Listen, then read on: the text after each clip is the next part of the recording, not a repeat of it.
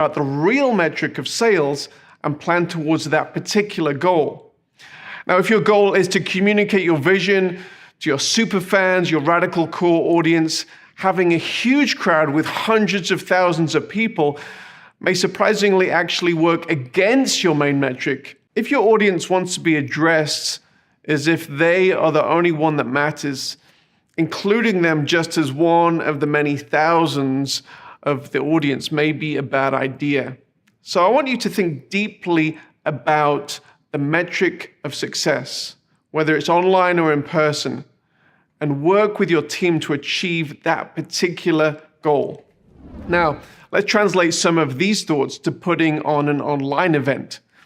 Now, in the TV industry, getting the eyeballs is a key indicator of success. Large numbers are also attractive to online broadcasters as they can result in advertising revenue. The strategy for engaging your audience online may be the same, simply gathering a big crowd. And if a simple big crowd is the objective, then maybe the right strategy is simply to go out on all the platforms like YouTube and Facebook. But if you're really honest with yourself and think about it, your goal is probably more than simply the eyeballs. And so when you think about it, there are some limitations to that strategy. Maybe you don't want to simply give away all your audience's data to those particular social media platforms. Maybe you want to serve them yourself. And that's why we're seeing the emergence of many OTT media platforms. Previously, you would watch content through the major media outlets, ABC, NBC, BBC, now Facebook and YouTube. And now the content makers are going, quote unquote, over the top to reach their markets directly. Think about Disney Plus, Discovery Plus, and the multitude of other niche brand video channels who are engaging their core audience directly. Getting to know who your core audience is, your super fans, your radical core, and engaging them around topics that are relevant to their life may be a more efficient and effective way to energize your people, who will then leave the event and immediately sell the vision to 10 more of their friends and therefore grow your superfan radical core. Now, choosing the right type of event is important. There are different types of people, there are different types of objectives, there are different types of events. It's important to understand the difference between meetings. In some meetings, you need to achieve deep collaboration between attendees, while other gatherings are about gathering as many people as you can to mobilize them behind a specific vision. Sometimes you need an intimate fundraising banquet, and other times it's a rock concert that you're after. There's no right type of event which is better than another, but it is important to recognize what you're trying to achieve and choose the right medium to communicate exactly what you need to. Now, there generally is a right type of event for what your present needs are, and you shouldn't spend a whole bunch of time and money and then later on realize that you've made a poor choice to achieve the desired goals. And so that is why I want to encourage you to be intentional in figuring out the right medium. The rationale and motivation for an online event is just as important as the rationale and motivation for an in-person physical event. There's not one type of online event that you have to go down. It's often possible to mimic the aspects of a physical in-person event when you're having an online equivalency.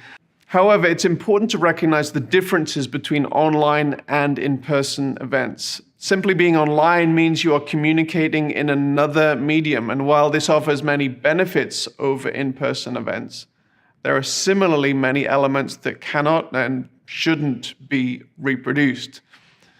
Online communication is better for intense, effective, focused, interactive information sharing, as well as focused networking, one-on-one meetings.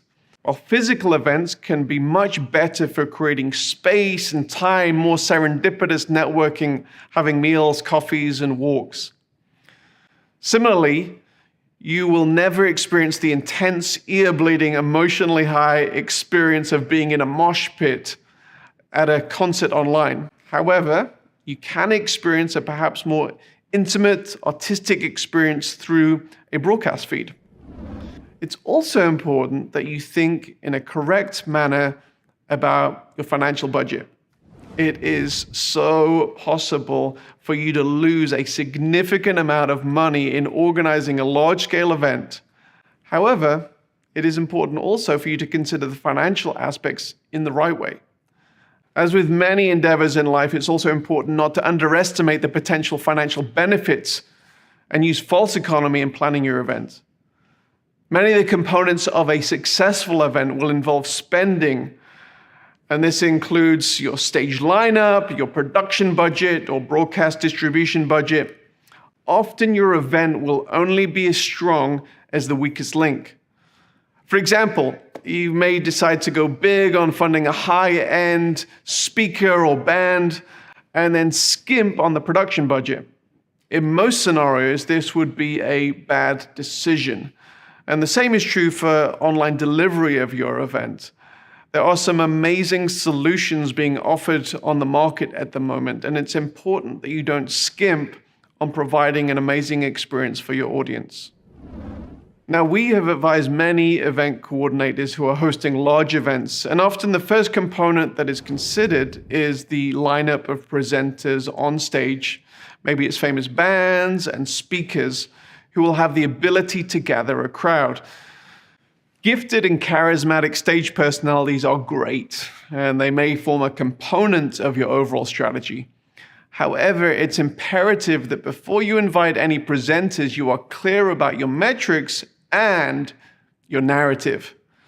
Now, the narrative is the story behind your event, the reason why your audience will want to attend your event rather than the other events where the same speakers and the bands will be attending. Discovering your narrative is typically a process which begins with discovering your why in hosting the event and the why your attendees have for attending. Now, following tried and trusted methods of storytelling and communicating your narrative is helpful for both in-person and for online events. Thinking of your potential attendees as the hero of the story that you are inviting them into, and with you as the trusted guide, is ultimately helpful to all parties and the vision which you would like to invite the attendees into. It may be that you're giving your audience a unique experience and opportunity to get involved in the most life-changing movement. And if that is true, you need to recognize and find ways to communicate that vision that involves your audience. This narrative must be communicated through your event brand guide and your written and video communication as you promote your event. Now, while this is true of all events, it is helpful not to miss this element when it comes to planning your online event, and consider the unique online methods to respond to this narrative. Determining your stage lineup. Who can communicate your goals most effectively in spoken, written, or musical form? Often the impetus, even the existence of an event, comes from the lineup of speakers, subject matter experts, influencers, and musical artists. While this may be the main hook to gather a big audience, the simple ability to gather an attractional stage lineup should not determine your event. The why and the narrative should always come first. Individuals or groups who present or perform from your stage need to serve that particular vision and narrative. And if this doesn't happen, there is a possibility that you, your audience, and your guest speaker will come away from this event feeling used, and this lack of cohesion almost never achieves the worthwhile purposes for which you started out. Now, when considering either a hybrid or a completely online event, it's important to consider the different mediums of communication you're employing. A stage in front of 50,000 people in an arena versus small screens in front of 1 million people are two entirely different mediums.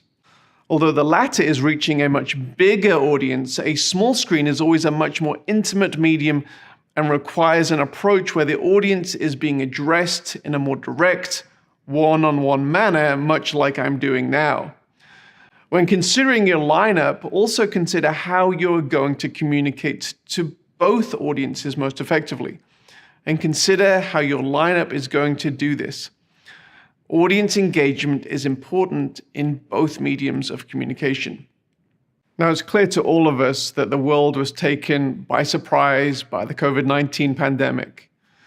And the one question that we've received more than any others throughout this time is predicated on the longing to return to in-person events, but then people say how things will change in a post-COVID world with regard to online events. And our response has long been that we also long for the return to in-person events that we're seeing now. However, online events are not going away. Even before COVID, the online component of events was increasingly in demand, and the complexity was also increasing. So this is an area you shouldn't ignore for too much longer. So that's pretty much all there is for this section. So let's go through our checklist.